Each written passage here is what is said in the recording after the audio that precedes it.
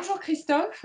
Alors nous nous retrouvons à travers Skype pour parler de votre premier roman qui paraît pour la rentrée littéraire le 19 août prochain. Un premier roman porté par une très belle couverture.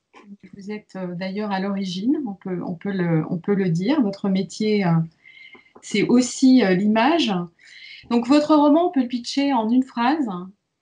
Un homme qui est rattrapé par la vague MeToo, et en même temps, cette phrase, elle rend vraiment pas justice au livre dans sa complexité, à la fois sa complexité au niveau des personnages, au niveau de la narration, avec de nombreux plans qui se superposent, qui s'entrelacent. Et donc, c'est un livre qui a une dimension extrêmement littéraire dans son écriture, mais qui a aussi pour ambition, tel un sismographe, de suivre un personnage qui colle à l'époque. Et c'est peut-être le premier point qu'on peut aborder ensemble, c'est ce récit de l'époque, ce rapport épidermique au temps présent et à cette ville habitée par le personnage qui est Paris. Merci Nathalie. La question du roman de l'époque, je me la suis pas posée comme ça. Je voulais avoir plutôt un roman vivant, un roman d'impression, un roman de sensation, c'est-à-dire quelque chose qui mette absolument pas de barrière entre les pensées du narrateur et le lecteur. On est sur un truc très immédiat, de l'immédiateté.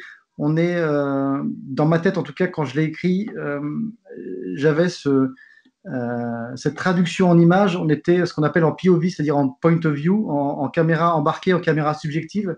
Donc on est avec ce personnage, on est avec lui, on voit par ses yeux, c'est un roman de sensation, d'impression, et on peut dire que c'est un roman de l'époque peut-être grâce à cette focalisation. C'est-à-dire qu'il n'y a pas de, il y a pas de, il y a pas de barrière, il n'y a pas de narrateur omniscient, il n'y a pas de, il y a quelque chose de brut comme ça, de très organique. Enfin, en tout cas, c'est comme ça que je l'ai pensé, directement de la tête de ce type qui est un peu à la fois un symptôme et à la fois un peu malade, hein, un symptôme de son époque et malade de son époque. On est directement en connexion avec ses pensées, et petit à petit va se construire un peu de recul, un peu euh, de jugement de ce personnage qu'on va trouver de plus en plus odieux si tout se passe bien. Si jamais vous le trouvez assez peu odieux, c'est qu'il faut se poser des questions sur vous-même, mais il est de plus en plus odieux, et en fait c'est construit directement de son flow à lui. Alors il y a beaucoup de mots anglais parce que flow c'est difficilement traduisible. Voilà, c'est organique. Voilà, et donc c'est un roman de l'immédiateté, du mouvement, de l'intranquillité en tant que but. Jolie phrase ça, mais euh, il est, il court toujours après quelque chose, mais il se demande jamais vraiment pourquoi. Et c'est intéressant là en 2020, où on a eu le temps de se demander un peu pourquoi on courait, que ce personnage, c'est plutôt un personnage de la fin d'un monde. Donc c'est un roman de l'époque et c'est de la personnage de la fin d'un monde parce, parce qu'il avance toujours, il se pose pas de questions. Il a été mis sur des rails quand il avait 20, 25 ans, et puis il en a 40, 42, 43, je sais plus quel âge je lui donne. Et il se rend compte que bah, voilà, il court depuis qu'il est tout jeune, mais il sait pas après quoi il court. Et il a attrapé des mauvaises habitudes, c'est-à-dire les habitudes à force d'ultralibéralisme, à force de tout vendre, à force de donner un prix à tout.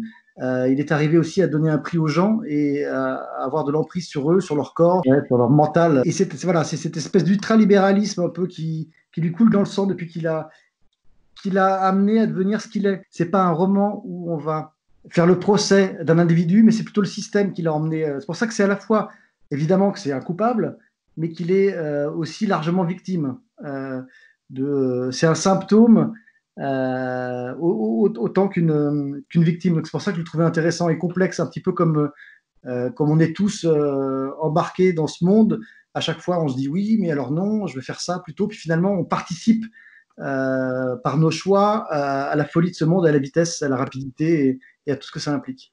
Donc ce personnage qui s'appelle Antoine, Antoine. et qu'on suit donc en effet, comme vous dites, en caméra embarquée dans les différentes facettes de son existence. Il travaille dans une boîte de pub où il a un poste important.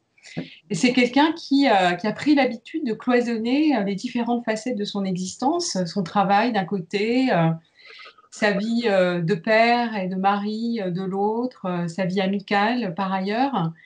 Et on va le découvrir à un moment où tout ce qu'il a construit pour séparer, segmenter et faire tenir toutes ces structures commence à se fendiller, s'altérer, s'abîmer, et où le personnage est en fait rattrapé à la fois par son flux de conscience et par les actes qu'il a pu commettre. Il y a un rapport dans votre roman, il y a quelque chose de très fort qui est l'emprise sur le corps des autres. C'est-à-dire que c'est un personnage qu'on voit très vite dans une des premières scènes. Dès qu'il est en interaction avec quelqu'un, en fait, il a la volonté de le posséder d'une manière ou d'une autre. C'est juste, c'est ça? C'est assez juste, en fait. C'est ce procédé de, entre guillemets, de réification, de marchandisation du corps de l'autre. C'est-à-dire qu'à force de baigner dans cet univers où tout a un prix, où tout est achetable, où tout est, entre guillemets, possédable, je ne sais pas si c'est très français comme mot, il en est arrivé effectivement à faire la même chose avec les gens. C'est-à-dire qu'il n'y a plus de différence dans sa tête entre une jeune fille, entre un collaborateur et puis une voiture, un stylo plume, une montre, un smartphone. C'est-à-dire que tout est possiblement détenable. Enfin, on peut s'attacher. Rien n'est interdit, en fait. Et c'est ça aussi, quand on parlait de ce personnage qui morcelle tout, c'est-à-dire que il est.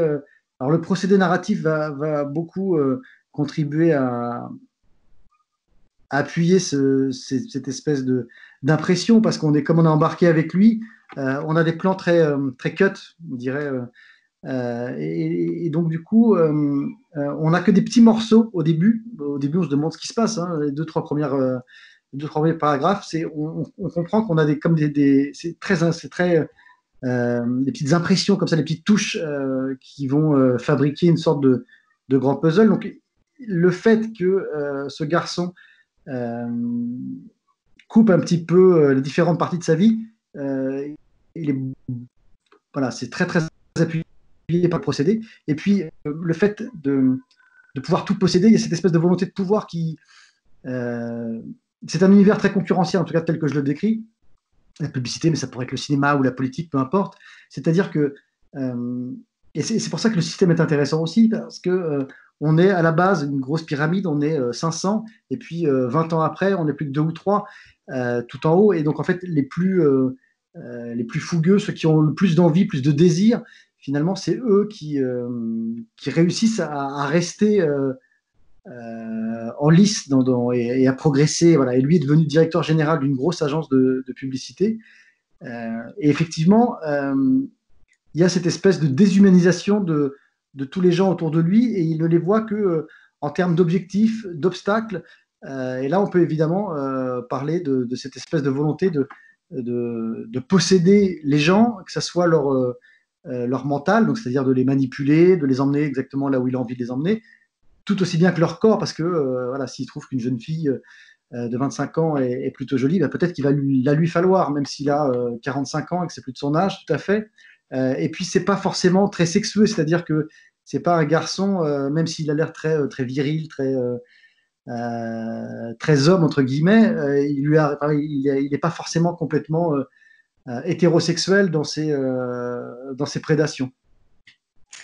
Donc c'est un travail aussi sur différents types de langage, parce qu'en fait s'entremêlent dans le livre beaucoup de registres différents en fait. Il y a le registre iconique d'Instagram d'un côté, avec toute la construction volontaire qui fait le personnage.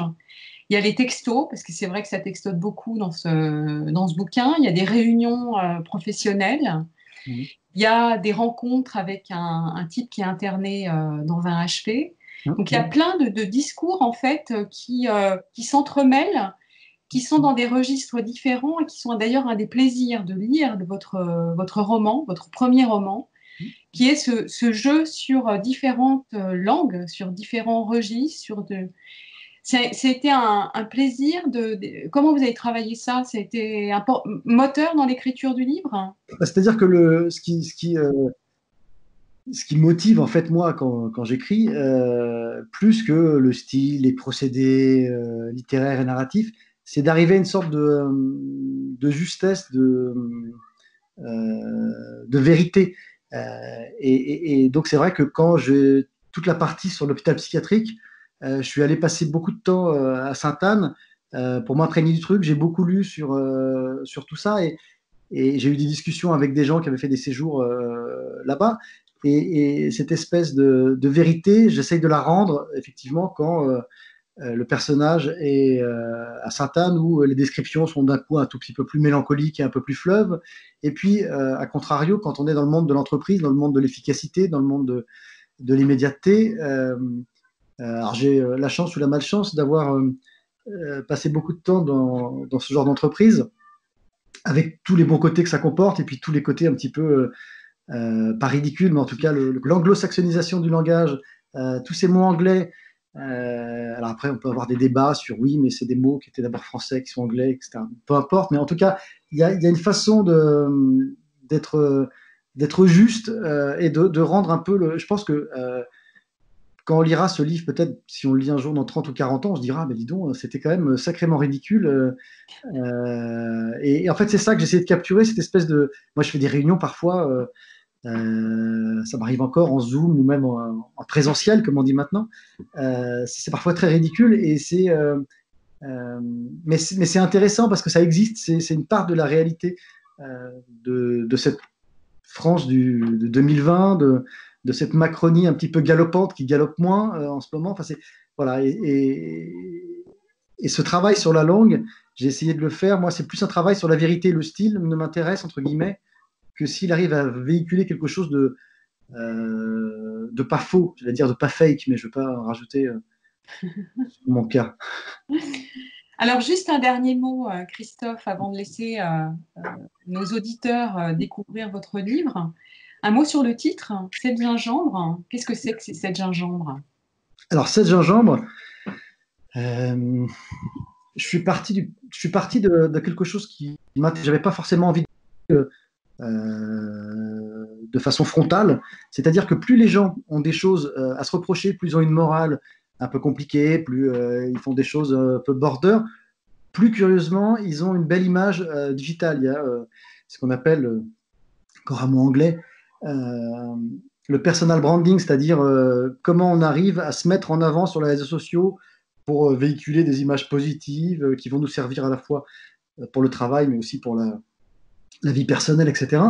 Et du coup, je me suis dit que ce personnage-là, au milieu de tous ces brefs chapitres qui s'accélèrent, on allait le voir de façon un peu naïve, parce qu'il y a une sorte de naïveté quand même là-dedans, un peu perdue. À chaque fois, il va se mettre en scène euh, sur Instagram, sur Facebook, etc. Donc il y a des courts chapitres à chaque fois, et j'appelle ça des gingembres parce que c'est un petit peu comme dans les menus japonais. Entre deux plats, on prend du gingembre pour passer d'une saveur à l'autre. Donc il y a un petit côté un peu reset, un peu on remet les pendules à zéro. Et donc ce garçon-là pense que